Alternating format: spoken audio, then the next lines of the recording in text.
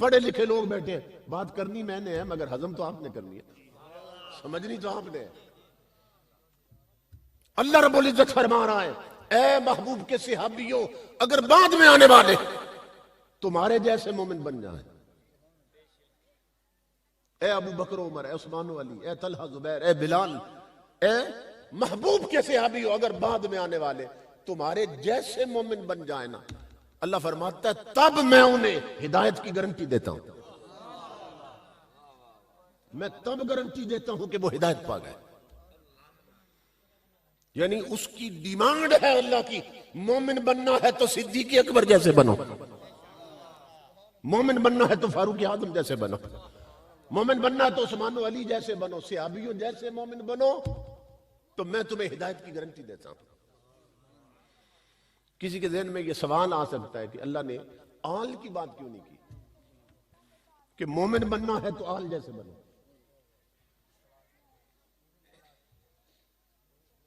اسے غور سے سنو، آل کی بات نہیں کی، اصحاب کی بات کی ہے۔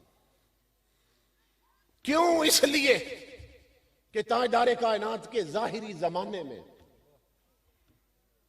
جب آقا کی ابھی وفات نہیں ہوئی تھی اور زمین پر زندہ موجود تھی، ہمارا عقیدہ آج قبر میں بھی اسی طرح زندہ موجود تھی، لیکن میں زمین کی بات کر رہا ہوں، جب زمین پر زندہ موجود تھی، تاجدار کائنات کے خاندان کا کوئی بندہ جس کا شجرہ ملتا حضور سے، جس کا خون ملتا حضور سے، جس کا قبیلہ ملتا حضور سے، اگر اتنا قریبی بندہ آقا کا کلمہ نہ پڑھے تو حضور کی آل رہ سکتا ہے؟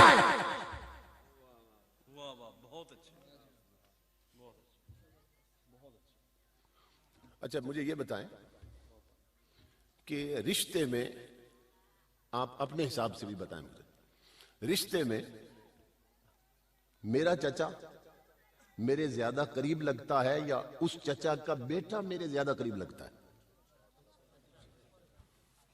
چچا قریب لگتا ہے، کیونکہ چچا کا بیٹا تو چچا کی وجہ سے چچا ذات لگا نا، تو سبب تو چچا ہے، تو چچا زیادہ قریب ہے رشتے میں، چچا کا بیٹا تھوڑا دور، وہ چونکہ چچا کی وجہ سے۔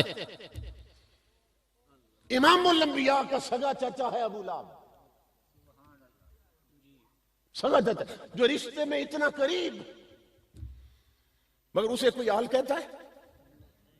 حالانکہ حضور کی آل کی 3 قسمیں، اہل بیت نسب، اہل بیت سکونت، اہل بیت ولادت۔ اور اہل بیت نسب میں حضور کی آل کون؟ حضرت امیر حمزہ بھی حضور کی آل ہے، جو سگے چچا حضور کے۔ حضرت عباس بھی سگے چچا ہیں، وہ بھی حضور کی آل ہے، لیکن ابو لہب سگا چچا ہے اور آل نہیں ہے۔ کیوں؟ اس لیے کہ قانون اللہ نے یہ بنایا کہ محبوب تیرے زمانے کا جتنا بھی کوئی قریبی ہو نا خون کے رشتے میں تیرے، جب تک کلمہ پڑھ کے پہلے صحابی نہ بنے آل بن ہی نہیں سکتا ہے۔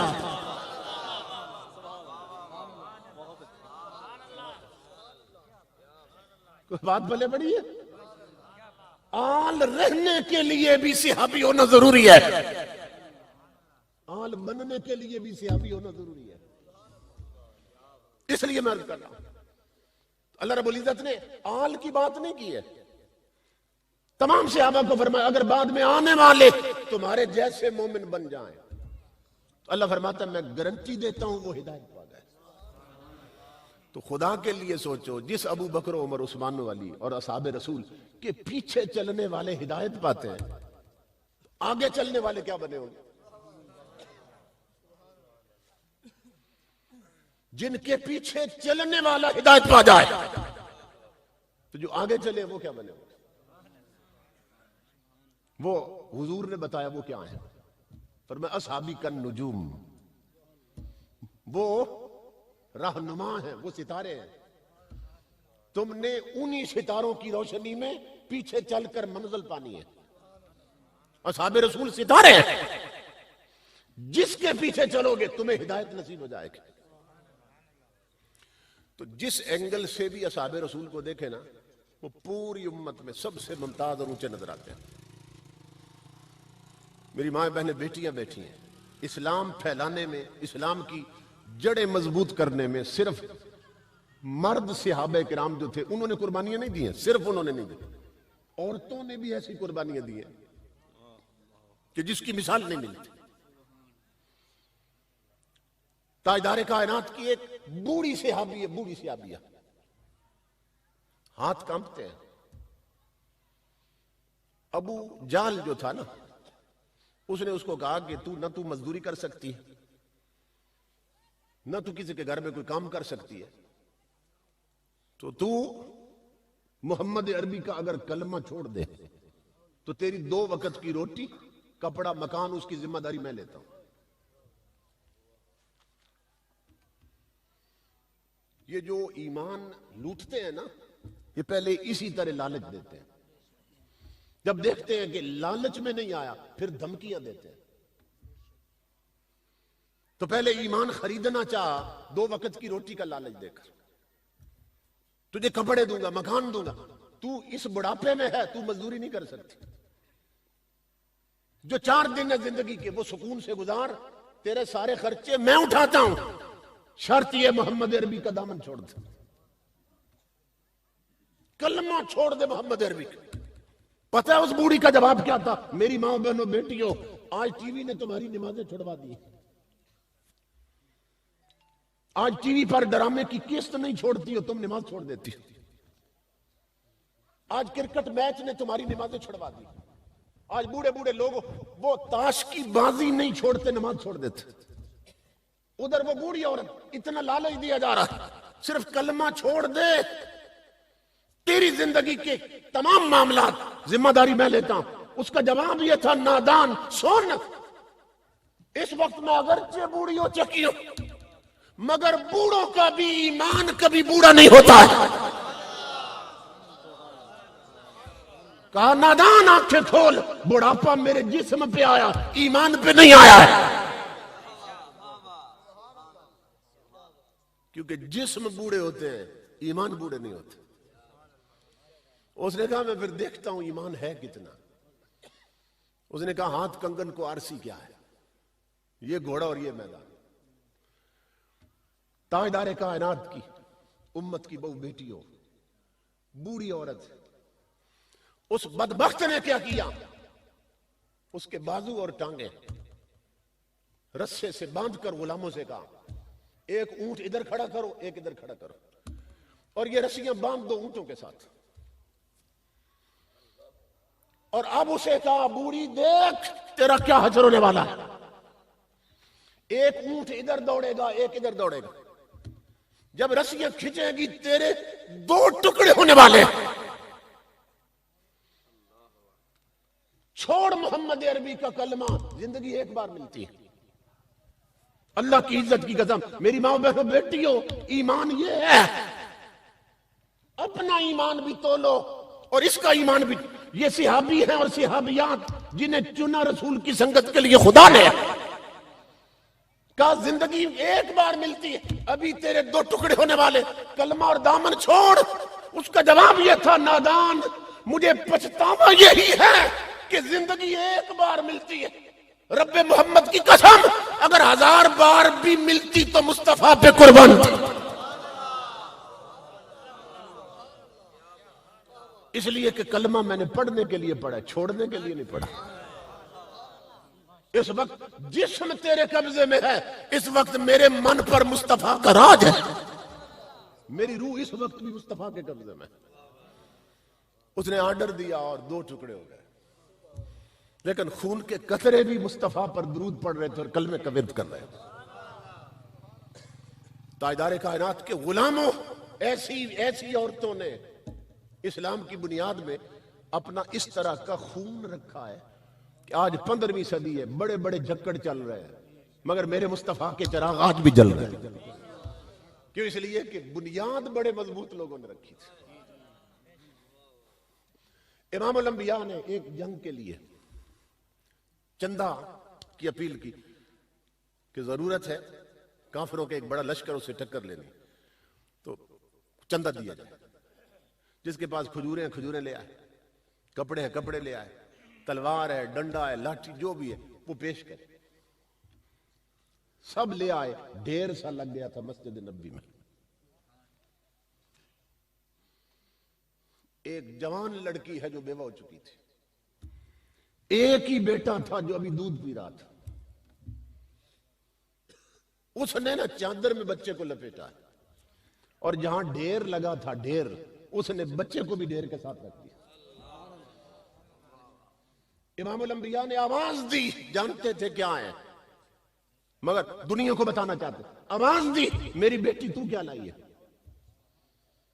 اس نے عرض کی، اللہ کے حبیب، میرا بھائی کوئی نہیں کہ میں بھیج دیتی، سر کا سائیں کوئی نہیں کہ بھیج دیتی، میرے گھر میں چولہے میں کئی مہینے سے آگ نہیں جلی، کوئی شے اور نہیں تھی کہ میں بھیج دیتی، مجھے معلوم ہوا آپ اسلام کی عظمت کے لیے چندہ مانگ رہے ہیں، تو میرے آقا میرا دودھ پیتا بچہ ہے، اسی کو قبول کر لے۔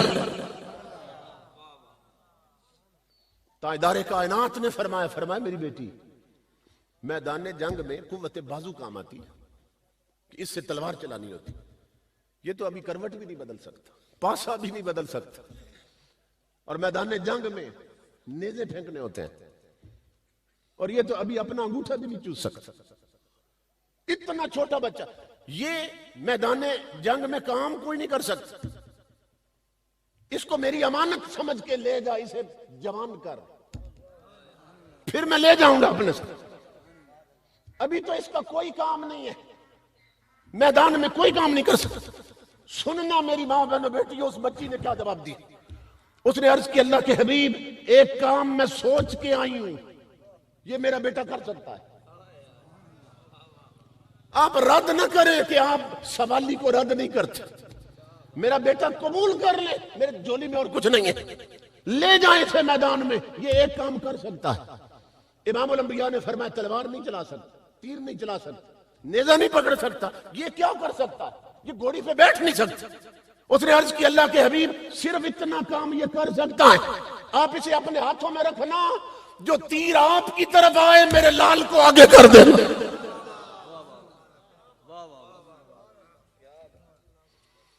تاجدار کائنات نے بچے کو اٹھایا، حضور نے سینے سے لگایا، ماتھا چوما، اس کے ہاتھوں پہ رکھا بچے کو، فرمایا میری بیٹی، اللہ کی عزت کی قسم، جب تک میری امت میں تیرے جیسی بیٹیاں ہیں، میرے جھنڈے کو کوئی گرا نہیں سکتا۔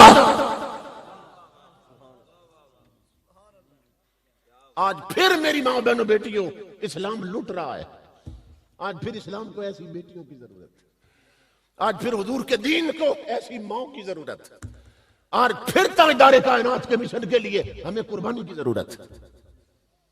ان لوگوں نے اتنی بڑی بڑی قربانیاں دی، تو یہی سبب ہے کہ آج کائنات میں ہر جگہ حضور صلی اللہ علیہ وسلم کے دین کی روشنی پہنچ رہی ہے۔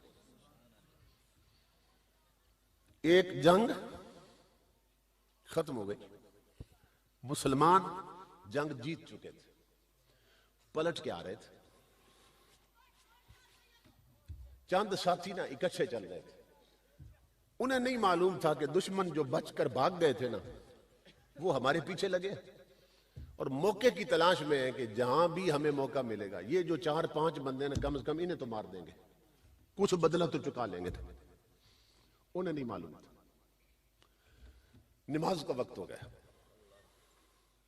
انہوں نے ایک بندے کو امام بنایا، پیچھے 5-6 ساتھی کھڑے ہو گئے، نماز ہو رہی ہے، وہ جو پیچھے لگے تھے نا دشمن، وہ آپ ہوتے، انہوں نے دیکھا اب ان کے ہاتھ بندے ہیں، ہاتھ بندے ہیں، اب سوائے خدا کے کوئی کھول نہیں سکتا انہیں، اور خدا کا حکم ہے جب تک سلام نہ پھرے اس وقت تک نماز سے باہر نہیں نکلیں گے، اب موقع ان کا ختم کر دو۔ ان میں ان کا پادری بھی ساتھ آیا ہوا تھا، انگریزوں کا جو پریسٹ ہوتا ہے وہ بھی ساتھ تھا، عیسائیوں کا۔ ان میں ایک بڑا تیر انداز تھا، اس نے کہا میرا نشانہ خطا نہیں جاتا، مجھے مارنے دو۔ اس نے نہ سیدھا امام کے سینے کی طرف نشانہ بنا کے تیر چھوڑا، تیر سینے سے پار ہو گیا، امام مصلی سے گرا، جب وہ مصلی پہ گرا نا تو امام الانبیاء کے غلام گرتے گرتے اس نے مصلی چھوڑا، پچھلا جو تھا وہ پاؤں گھسیٹتا وہ بھی مصلی پہ آ گیا، اب وہ امام بن گیا۔ اس نے پھر تیر چڑھایا چلے میں، اس نے پھر تیر مارا، اس کے سینے سے بھی پار ہو گیا۔ وہ بھی گرا تو تیسرا پھر مصلی پہ آ گیا. ادھر ادھر نہیں دیکھا انہوں نے, 2 لاشیں خون میں لت پت پڑی تھی. جب تیسرے پر وہ تیر چلانے لگا تو جو ان کا پریس اور پادری تھا نا, اس نے ہاتھ پکڑ لیا اس کا, اپنے بندے کا. اس نے کہا اب تیر نہ چلا. اس نے کہا پیدا کرنے والے کی قسم, جس قوم کو سجدوں سے اتنی محبت ہو کہ 2 بھائیوں کی لاشیں بھی سجدے نہ چھڑوا سکے, ہم دوبارہ پیدا ہو جائیں اس قوم کو کبھی ہرا نہیں سکتے ہیں.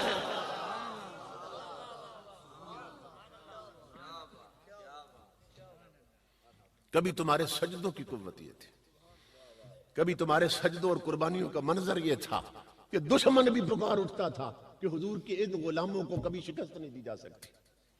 لیکن آج ہم خود اپنی منزلیں گم کر بیٹھے. آج گھر میں دین نہیں, بہو بیٹیوں کے لباس میں دین نہیں, شادی کے رسم و رواج میں دین نہیں, ہمارے بازار میں دین نہیں, ہمارے جو ٹی وی کے چینلز ہیں ان میں دین نہیں. ہر طرف شیطنت کی آگ لگی ہے, شیطانی ماحول بنا ہوا ہے. تو مدینے سے اگر خیر پانی ہے نا اور حضور کا فیض لینا ہے تو امام الانبیاء کے غلاموں, چونکہ اسلام ایک کمپلیٹ کوڈ آف لائف ہے, مکمل ضابطہ حیات. قرآن میں اللہ تعالیٰ حکم دیتا ہے یا ایھا الذین آمنوا ادخلوا فی السلم کافہ, اے ایمان والو آدھے تیتر اور آدھے بٹیر بن کے نہ رہو. اگر اسلام میں آنا تو پورے کے پورے اسلام میں داخل ہو جاؤ. میں کہتا ہوں قیامت کے دن اگر یہ ایک آیت بھی اللہ نے تکڑی بنا دی کہ میرا حکم تھا کہ ایمان میں پورے کے پورے اسلام میں داخل ہو جاؤ, تو سوچئے کہ ہماری قطاریں نہیں لگ جائیں گی قیامت کو, کہ ہم آدھے تیتر اور آدھے بٹیر. کیا گھر میں کوئی مر گیا تو ختم قرآن بھی کروا لیتے ہیں, بیٹے کی شادی ہو تو ڈیک لگا کے گانے بھی چلا دیتے. یہ دونوں چیزیں چل رہی ہیں زندگی. بسوں کے باہر لکھا ہوتا ہے اللہ نبی وارث, ٹرکوں کے باہر لکھا ہوتا ہے اللہ نگہبان, اور ٹرک کے اندر چلے جاؤ تو گانے چل رہے ہیں, بسوں کے اندر چلے جاؤ تو فلمیں چل رہی ہیں. یہ دورہ کردار ہے, دورہ کردار. اسلام کہتا ہے یہ منافقت, کیونکہ مومن کا ایک روپ ہوتا ہے, 2 نہیں ہوتے. اور علامہ اقبال کہتا ہے کہ باطل دوئی پسند ہے حق لا شریک, شرکت میں آنا حق کو باطل نہ کر قبول. صبح ازل یہ مجھ سے کہا جبرائیل نے, جو عقل کا غلام ہے وہ دل نہ کر قبول.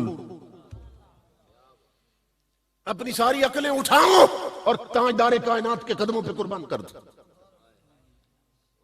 آج پھر اسی زمانے کو واپس لاؤ, وہی جذبے واپس لاؤ, وہ ایمان کا رنگ واپس لاؤ. پھر دیکھو تاجدار کائنات کی گری ہوئی امت کیسے اٹھتی ہے. تو ان جلسوں کا مقصد یہ ہے کہ ہمارے جو رابطے ہیں نا حضور سے ٹوٹ گئے, وہ رابطے پھر سے بحال ہو جائیں. دیکھو نا, یہ گڈیاں اڑاتے ہیں نا لوگ, گڈیاں اڑاتے ہیں, پتنگ بازی ہوتی ہے, تو پھر ایک دوسرے کی گڈی کاٹنے کی کوشش ہوتی ہے. کس کی گڈی کٹتی ہے؟ جس کی ڈور کمزور ہوتی ہے. اور ڈور جس کی کمزور ہوتی ہے نا, اس کی ڈور کیوں کمزور ہوتی ہے, ڈور کیوں کچی ہوتی ہے جو گڈی کٹ جاتی ہے؟ اس لیے کہ اس نے ڈور پہ محنت نہیں کی ہوتی. اور جو ڈور پہ محنت کرتے ہیں پھر ان کی گڈیاں اڑتی رہتی ہیں بلندیوں سے, ہم کنار رہتے ہیں, انہیں کوئی نہیں گرا سکتا. اور کچی ڈور پکی کیسے ہوتی ہے کبھی دیکھا ہے آپ نے؟ کچے دھاگے کو لے کر نا دونوں سروں سے باندھ دیتے ہیں اس کو, پھر کچ اس کو پیستے ہیں, کچ کو اس کے اندر کچھ اور بھی چیز ملا کے پھر کپڑے پہ ڈال کے نا وہ کچی ڈور پہ ملتے ہیں, اس کو رگڑتے ہیں. اور کچ جو ہے وہ جتنا پیس دیا جائے اس کا ہر اینگل, ہر زاویہ جو ہے وہ چھری بن جاتا ہے. وہ کچی ڈور پھر جب اس پر کچ پھرتا ہے نا تو وہ تن سے من تک زخمی ہوتی ہے. اس کا تن بھی چھلنی ہوتا ہے اور من بھی چھلنی ہوتا ہے. وہ کچی گائل ہوتی ہے, وہ کچی اندر سے باہر تک زخمی ہوتی ہے. اور وہ جب زخموں پہ زخم کھاتی ہے نتیجہ یہ نکلتا ہے پھر کچی نہیں رہتی, پھر پکی ہو جاتی ہے. حضرت بلال گرم ریتوں پہ ڈالے گئے تھے, سینے پہ گرم پتھر رکھا ہوا تھا, زبان پہ آگ کا انگارہ تھا. سیدنا صدیق اکبر گزرے وہاں سے, آپ نے دیکھا بلال انگارے کے باوجود، ریت پر لیٹے ہوئے باوجود، سینے پہ پتھر، اس کے باوجود احد احد کے نعرے بلند کر رہے تھے۔ صدیق اکبر فرمانے لگے بلال یہ تجھے اس لیے زیادہ مارتے ہیں کہ تو اونچی آواز میں رب کا نام لیتا، اگر دل میں لیتا رہے نا تو کم از کم یہ مار کا سلسلہ رک جائے گا۔ مارتے زیادہ اس لیے کہ مارنے پر بھی تو چپ نہیں کرتا، تو رب ہی کا نام جپتا۔ مشورہ دیا صدیق اکبر نے، تیری مار رک جائے گی اگر دل میں پڑو۔ حضرت بلال عرض کرنے لگے صدیق میری مجبوری ہے۔ کیوں؟ فرمایا اس لیے کہ جب مار رکتی ہے تو یار کا دیدار بھی رک جاتا ہے۔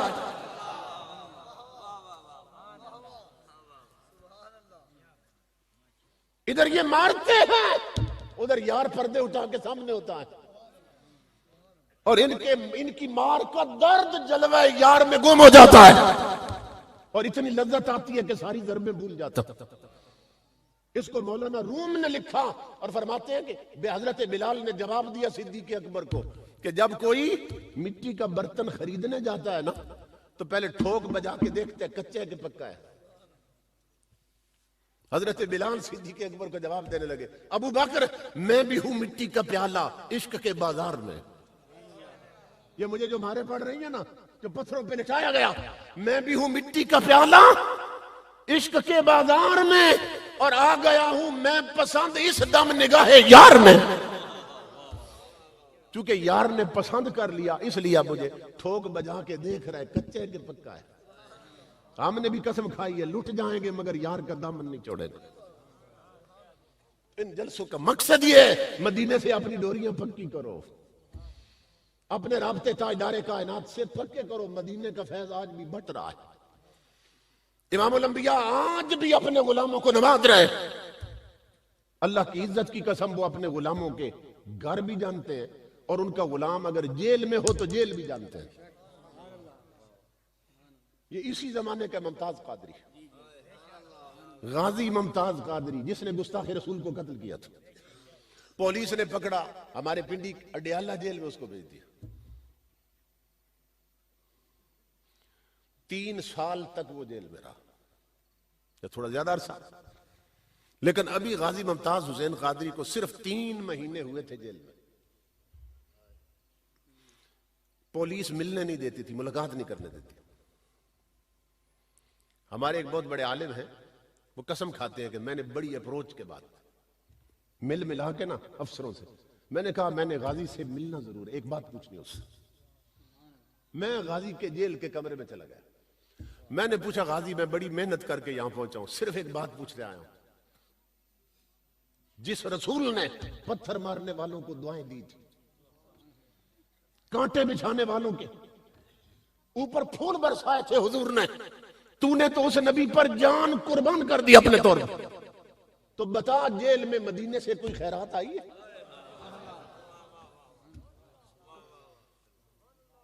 اور جیل کی کوٹھڑی میں سلاخوں کے پیچھے ممتاز قادری تیرا وقت کیسا گزر رہا ہے؟ کوئی مدینے سے بھیک آئی ہے نہیں آئی ہے؟ وہ کہتے ہیں اللہ کی عزت کی قسم غازی کی چیخ نکل گئی سوال پر۔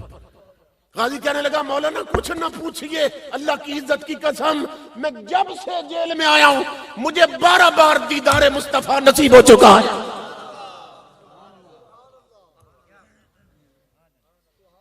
غازی نے ایک بڑا حسین جملہ کہا تھا، اس نے کہا تھا لوگوں کی نظر میں یہ جیل کی کوٹھڑی ہے، کہا لوگوں کے لیے جیل کی کوٹھڑی، میرے لیے کملی والے نے مدینے کی گلی بنائی ہوئی ہے۔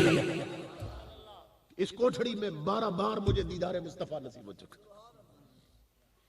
تو ایویں تے قیمت پہندی نہیں، کسی نے کہا ہے کچھ دکھ بھی سہنا پیندا ہے، اور قطرے نو موتی بنن لئی قیداں وچ رہنا پیندا ہے۔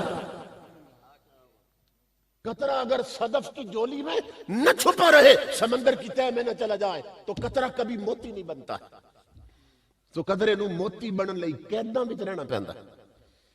اپنی نظر پر شریعت مصطفیٰ کی قید لگا دو کہ یہ صرف وہاں اٹھے گی جہاں شریعت کی اجازت، اپنے کانوں پر نبی کی شریعت کی قید لگا دو۔ اپنے دل اور دماغ پر، قدموں پر، ہاتھوں پر تاجدار کائنات کی شریعت کی قید لگا دو، انہیں قیدی بنا دو رسول کی شریعت کا، کہ ہم وہ سنیں گے جو رسول چاہتے ہیں، ہم وہ دیکھیں گے جو رسول اجازت دیتے ہیں، ہم اسے ٹچ کریں گے، اسے چھوئیں گے جس کو چھونے کی رسول اجازت دیتے ہیں، ہاں ان پاؤں پر صرف ادھر چل کے جائیں گے جہاں چل کے جانے کی رسول اجازت دیتے ہیں، ہم اس دل اور دماغ سے صرف وہی سوچیں گے کہ جس کے سوچنے کی رسول اجازت دیتے ہیں، اندر سے باہر تک حضور کے غلام بن جاؤ، پھر دیکھو کہ تاجدار کائنات کا فیض کیسے نصیب ہوتا ہے۔ امام الانبیاء کے غلاموں، ایک بزرگ فرماتے ہیں، وہ فرماتے ہیں کہ میں ہر سال یہ جو مکہ سے مدینہ پاک ہے نا، یہ پرانا جو سفر تھا وہ 300 میل کا تھا، اس وقت میل، اب کلومیٹر ہے، اب زیادہ ہو گیا۔ اس وقت پرانا جو راستہ تھا وہ اور تھا، اور نیا اب چونکہ موٹر وے بن گیا، اب راستہ اور ہے۔ پرانے وقتوں کی بات ہے، وہ ہر سال بزرگ آدمی وہ پیدل چل کے جاتے تھے مکے سے مدینے،